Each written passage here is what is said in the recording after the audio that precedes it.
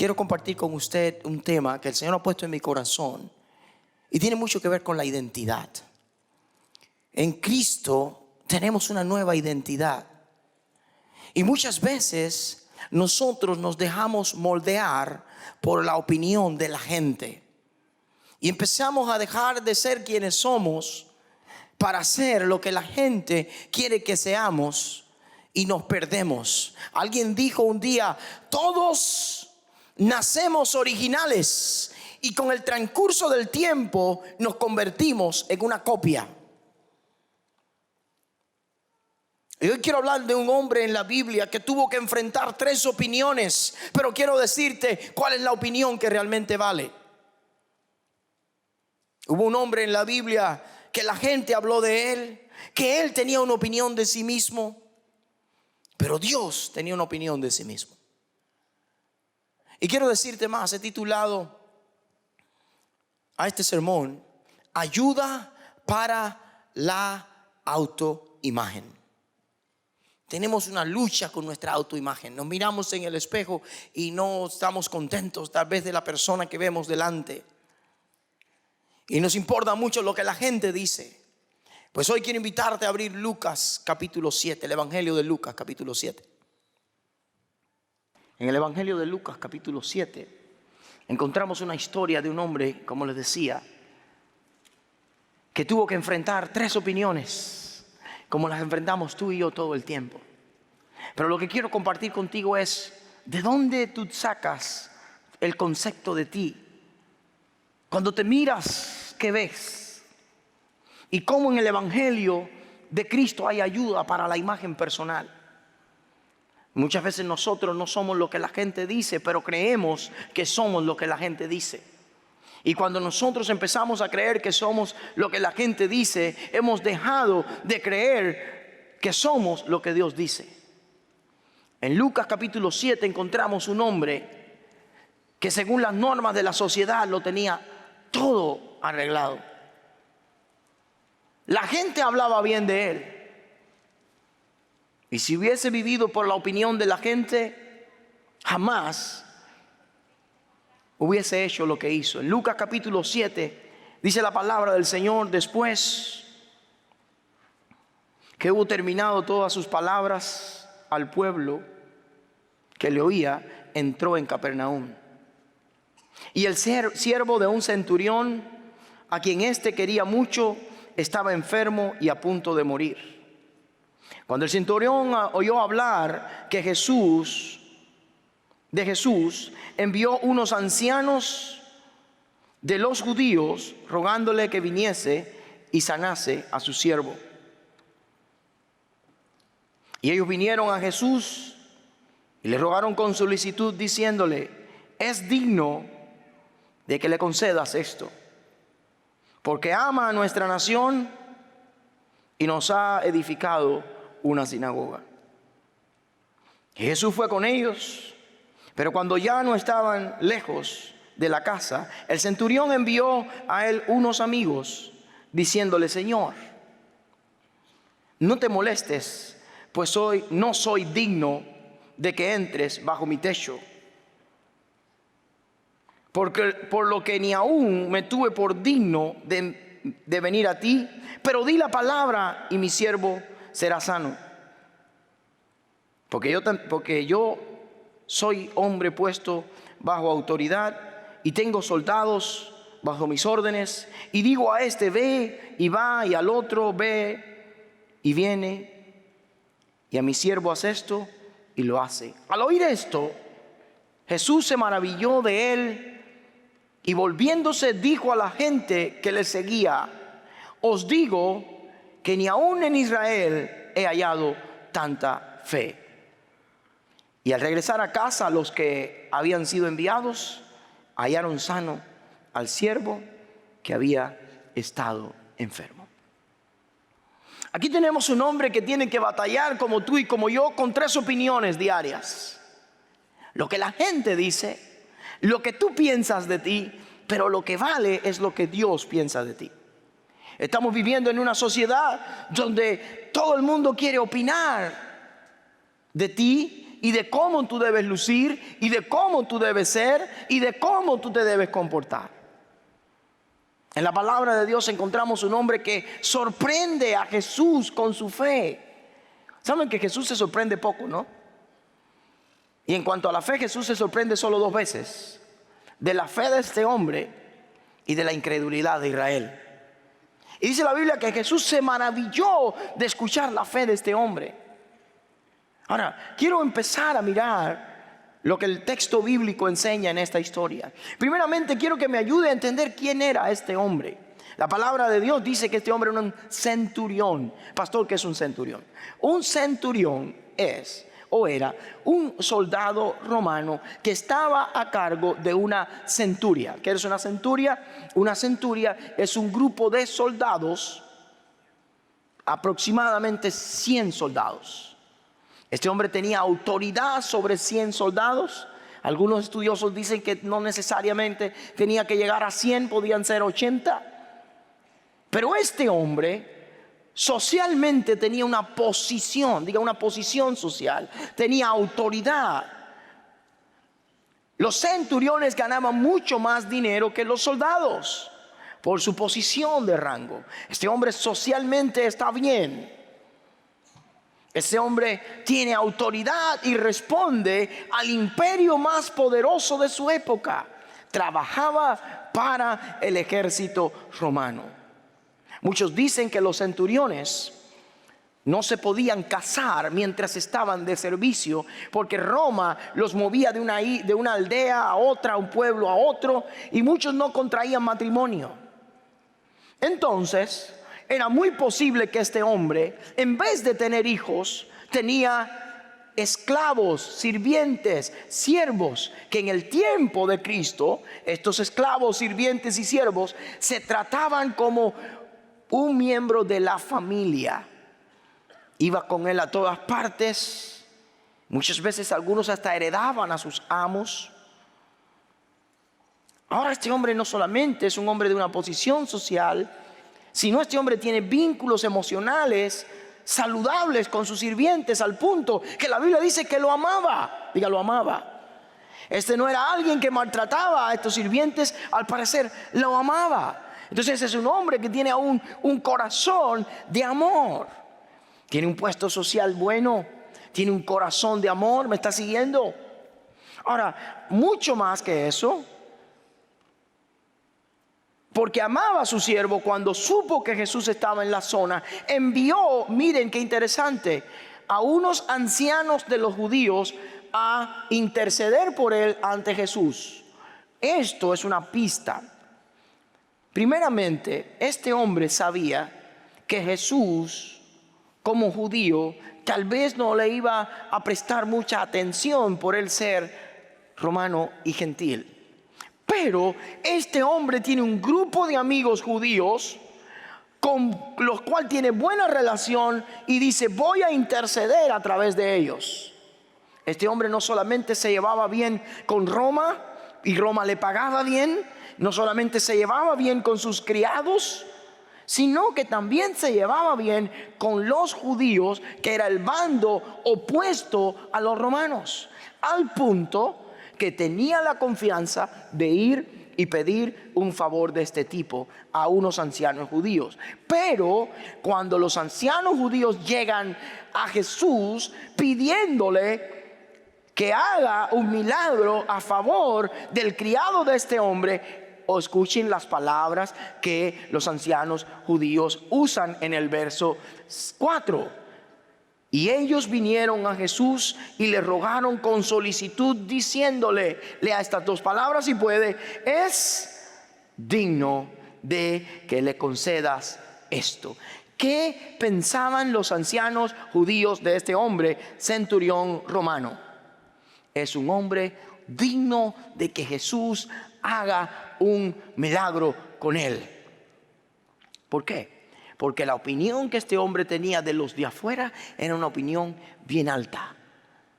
¿Y por qué la gente tenía esta opinión de él? No tenemos que crearlo ni inventarlo. La Biblia dice a continuación: porque ama a nuestra ¿qué? Nación, y nos edificó una sinagoga.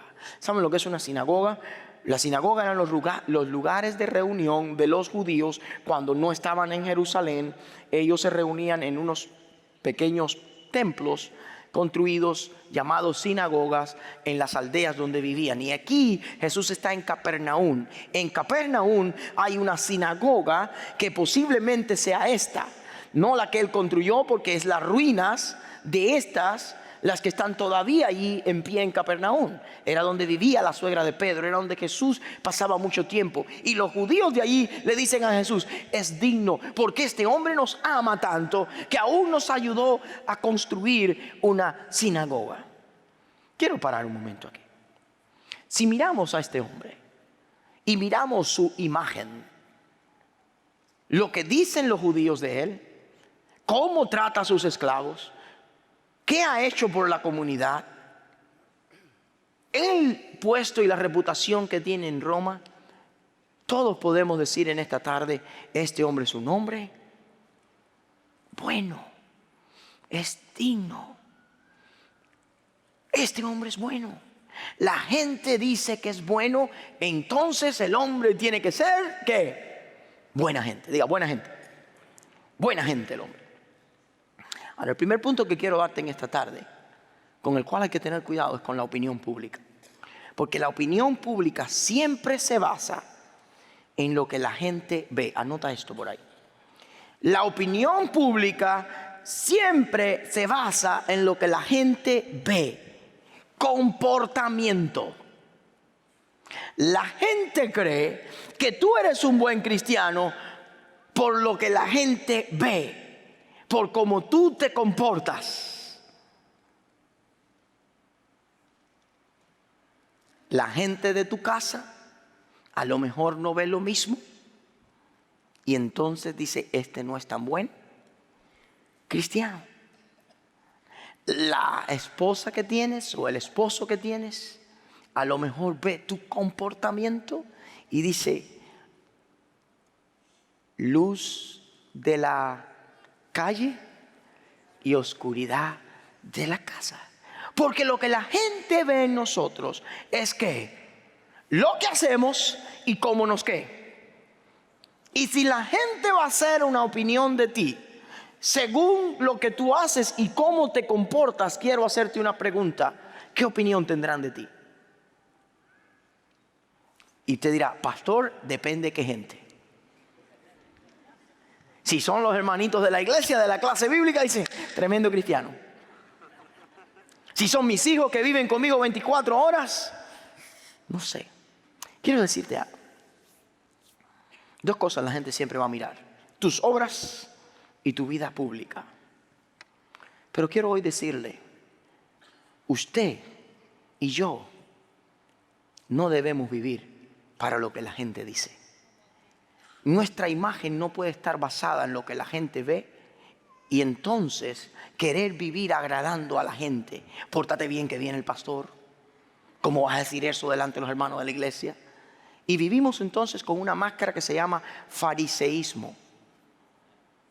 Y no crea que usted y yo no caemos en eso, porque en la Biblia un hombre de Dios como Pablo tiene que escribir toda una carta a los Gálatas, porque Pedro empezó a vivir como gentil y de momento, porque venía gente de Jerusalén, dijo: ups, la opinión de la gente es importante, déjame virar para atrás y no vivir como gentil y empezar a vivir como judío. ¿Y saben lo que Pablo tiene que escribirle? En Gálatas capítulo 1 verso 10, Pablo dice esto: pues busco ahora el favor de los hombres o el de Dios. O trato de agradar ¿a quién? A los hombres. Pues si todavía agrado a los hombres, no sería un siervo de ¿quién? Tenemos que tener cuidado con basar nuestra imagen en lo que le podemos mostrar a la gente, lo que queremos que la gente vea de nosotros. Porque si yo vivo para agradarte a ti, para que tú creas que yo soy un buen cristiano, para que tú creas que yo soy un buen pastor, para hacer cosas para que tú veas que yo sí soy, he dejado de vivir para agradar ¿a quién? a Dios y he empezado a vivir para agradar al ojo humano. ¿Cuál es el problema con eso, pastor? El problema con eso es que no es tu comportamiento lo que realmente vale. ¿Y entonces qué es? ¿Cuántas veces alguien te ha dicho, qué buena persona tú eres, pero tú en tu conciencia sabes que no es así? Levante la mano si le ha pasado alguna vez. A mí me ha pasado muchas veces. Ahora vamos a salir de la opinión de la gente y vamos a entrar en la segunda opinión que este hombre tiene que enfrentar. Y es la opinión que él tiene de sí mismo. ¿Está conmigo? Si leemos un poco más, Jesús oye que él es digno. Y en el verso 6 Jesús dice, vamos allá. Fue con ellos. Pero al final del verso 6, la Biblia nos enseña que cuando el hombre cuando Jesús todavía no había llegado a casa de este hombre, el Señor va caminando y el hombre dice algo. Señor, última parte del verso 6, no te molestes, pues no soy digno de que entres bajo mi techo. Ahora ya no es la opinión pública con la que este hombre está luchando. Ahora es la opinión personal. Y cuando él se mira a sí mismo, él dice, yo no soy lo que la gente piensa, yo no soy la apariencia. No te molestes porque yo no soy digno de que tú entres en mi casa. Es increíble poder mirarnos al corazón, poder mirarnos adentro y poder decir, yo no soy digno. Aunque la gente crea, yo no lo soy. Pastor, ¿y dónde sale la opinión personal? ¿Sabe de dónde sale tu opinión personal? La opinión personal se basa en lo que solo tú ves. Y eso tiene que ver con la conciencia. Tú sabes y yo sé cosas que nadie más sabe de nosotros. ¿Están conmigo? ¿Está de acuerdo? Si tú pudieras ver lo que yo estoy pensando ahora mismo, y si tú pudieras ver los pensamientos que a mí me pasan por la mente,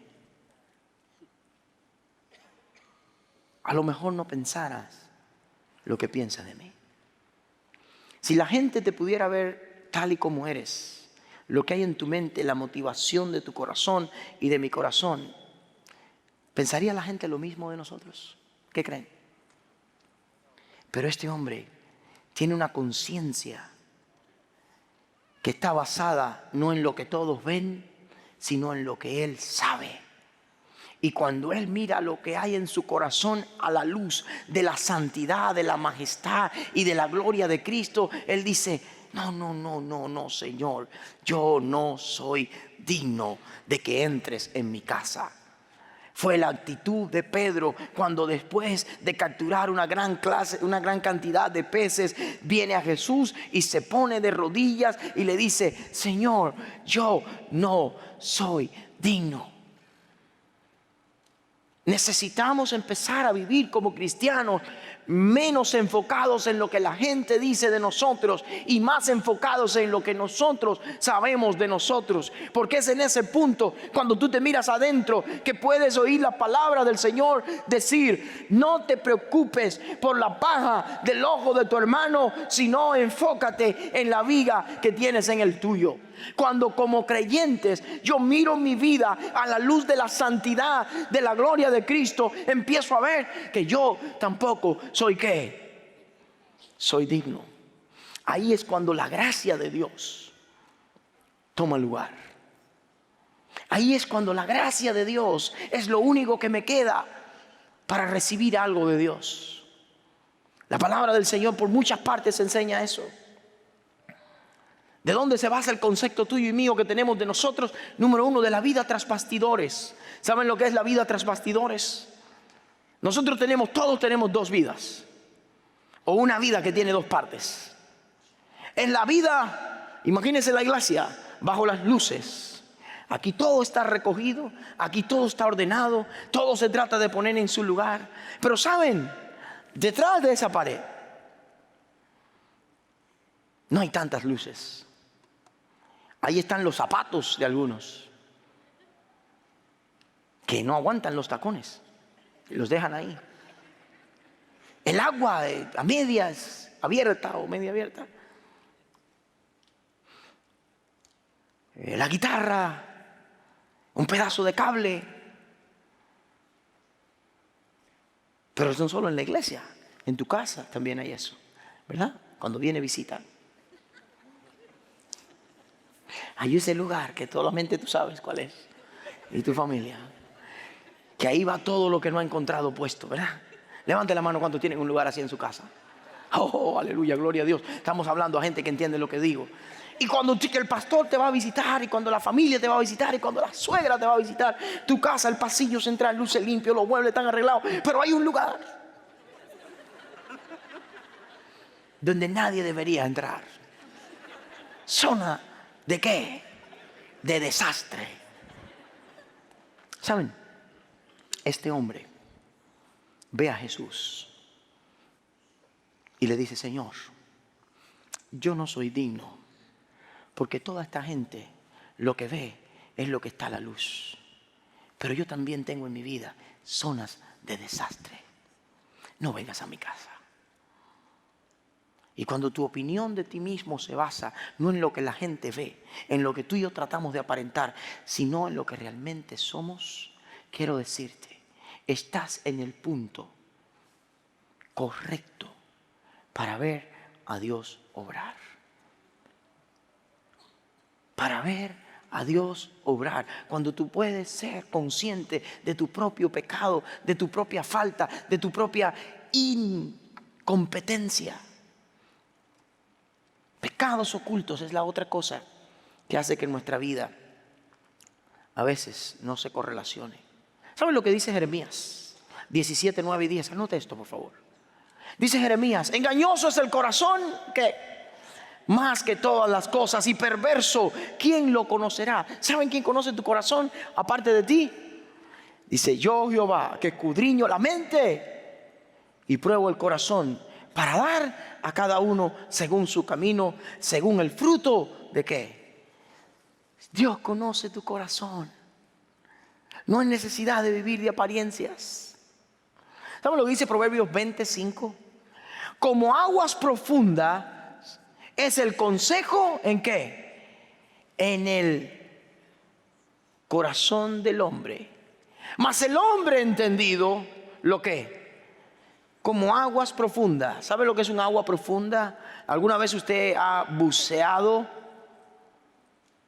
Cuando usted bucea, o cuando usted se mete en un lago y quiere ir al fondo, o en el mar, las aguas profundas son más frías, más oscuras, y empiezan a dar miedo.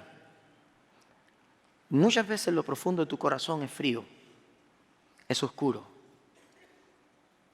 Saben, hace poco en el verano fuimos a bucear, mis hijas y yo, y cuando yo empecé a bajar a la profundidad, me pasó algo que bien me asustó.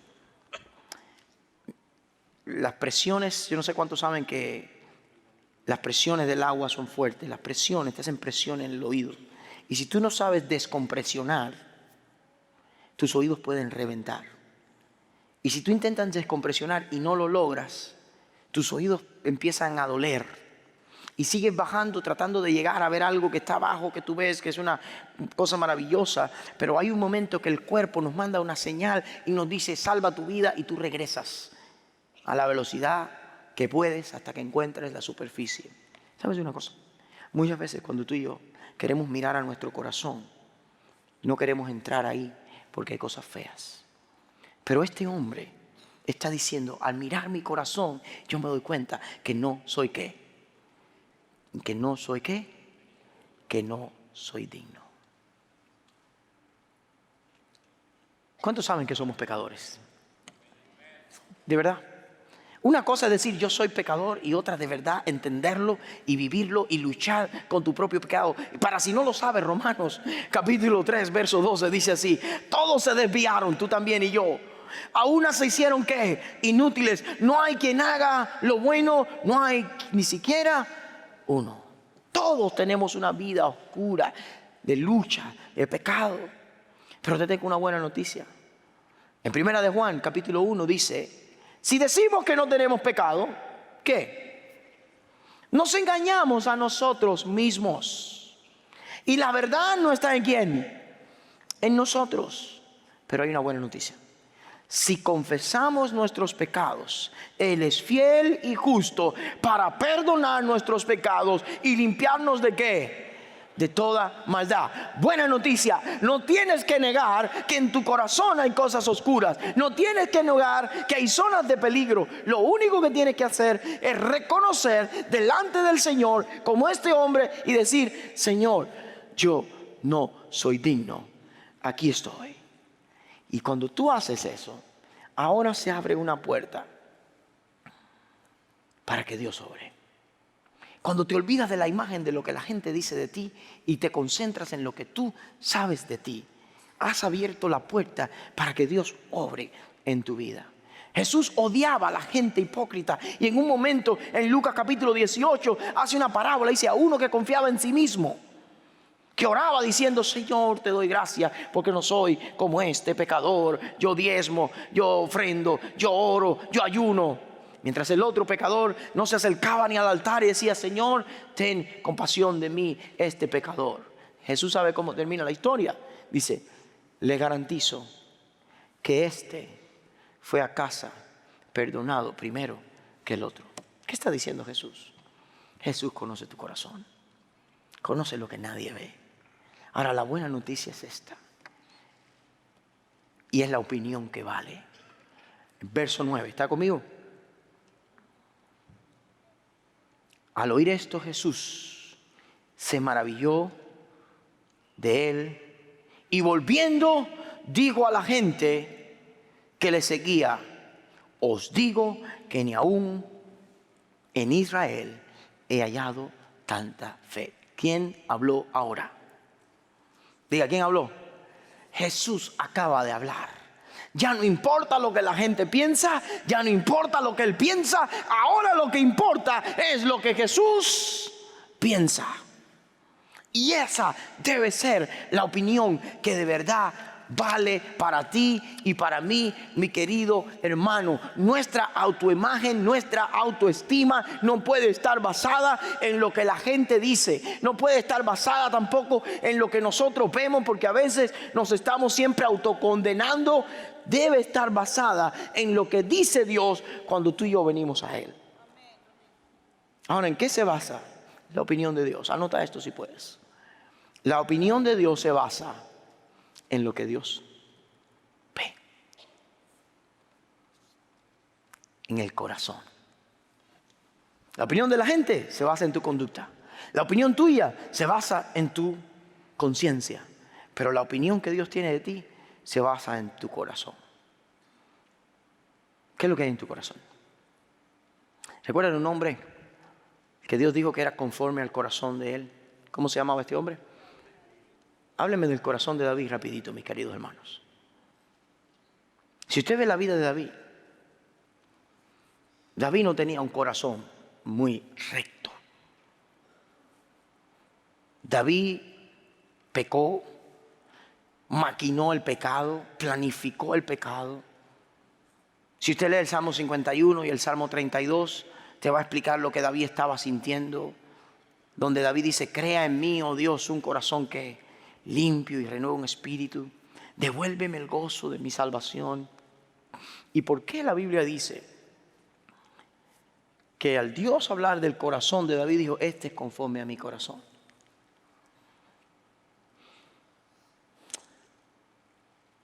Yo les voy a decir algo. Yo no creo que el corazón de David tenía la forma de Dios, ni la forma del corazón de Dios. Yo no creo que el corazón de David sentía lo que Dios siente. Yo lo que creo es esto: que el corazón de David sabía cómo era el corazón de Dios, y por eso pudo venir a él. Y cuando tú sabes que tu corazón le falta, pero sabes que hay un corazón dispuesto a perdonar, a restaurar. Ahora no te importa lo que la gente dice, ni mucho menos lo que tú ves. Lo que te importa es oír el corazón de Dios y decir: esto es lo que de verdad Dios dice. Y cuando Dios ve mi corazón quebrantado, Él ha decidido hacer algo en él. Dios vio a aquel hombre y dice: este hombre tiene fe. Aún me dice que yo no tengo que ni ir a su casa, puedo decir la palabra y las cosas van a suceder. Este era un gentil, este no era un judío. Pastor, entonces, ¿qué tengo que tener en el corazón? Quiero decirle algo. Cuando tu corazón se quebranta ante tu miseria, has creado un lugar para que Dios habite en él. ¿Cómo lo sé? Si alguien puede ir conmigo a Isaías 57, 15. Dice la palabra de Dios en Isaías 57, 15. Porque así ha dicho el alto y qué, y sublime, el que habita ¿dónde? En la eternidad, cuyo nombre es ¿qué? El Santo. Yo habito en la altura y la santidad. Pero mire qué contraste. ¿Con quién más? Con el quebrantado y humilde de espíritu,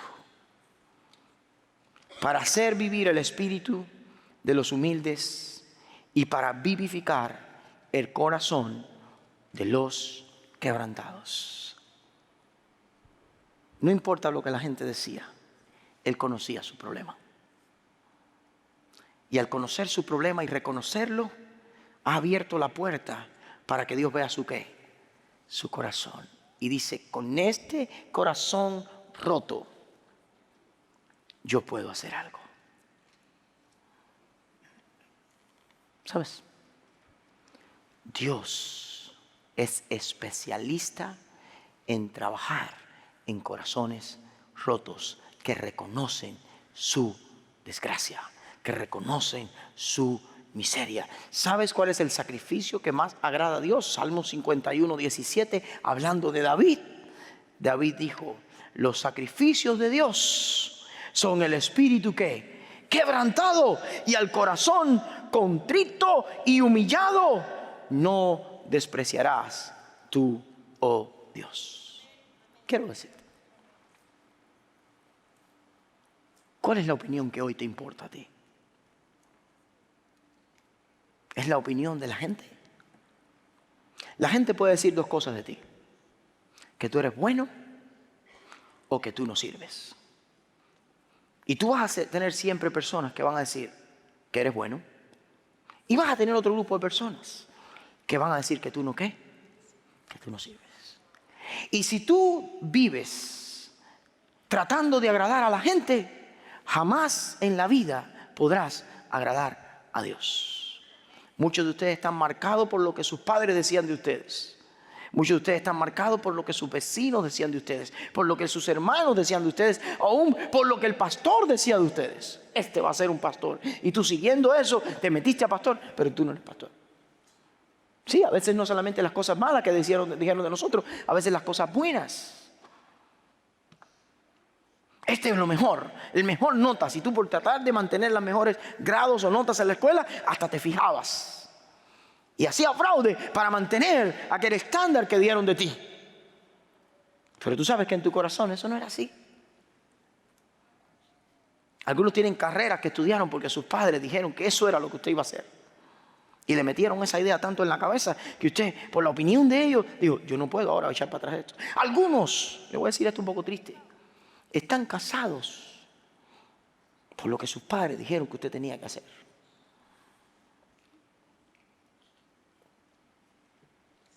Y por tratar de complacer a la gente, usted lo hizo. Pero usted sabe que eso no era lo que estaba en su corazón. Entonces algunos hemos hecho cosas para cumplir la opinión de la gente, cuando de verdad no vale. Otros, la gente nos dañó tanto que creemos que no servimos para nada. Este es el bruto, este es el feo, este es el inútil. Y usted se creyó eso. En Cristo es necesario dejar de atender a lo que la gente dice y empezar a mirarnos a nosotros mismos tal y como somos. Y cuando miremos el pecado de nuestro corazón y digamos, de verdad yo no soy lo que la gente piensa, de verdad yo no soy lo que la gente dice, yo soy alguien necesitado de que Cristo haga algo. Entonces hemos abierto las puertas para esa intervención de Dios, del que de verdad tiene una opinión que vale. Y sabe que Él dice de ti y de mí: cuanto más quebrantado estés, más cosas puedo hacer en ti. No importa lo que la gente dice, no importa ni lo que piensas tú, lo que importa es lo que yo pienso. Dice la palabra del Señor que somos aceptados en el amado, que somos linaje escogido, nación santa, real sacerdocio. Somos algo especial para Dios. Entonces, ¿cómo vamos a terminar? Pastor, ¿cuál es la ayuda que hay en Cristo para la autoimagen? Es la imagen de Dios en nosotros. No importa lo que la gente piense. No importa a veces ni lo que tú pienses. Lo que importa es lo que Dios piensa. Al corazón humillado, el Señor no desprecia. ¿Sabe cuál es mi deseo? Que tú puedas vivir la vida cristiana enfocado en lo que Dios piensa de ti. Mirando tu pecado y decir: Señor, aquí estoy.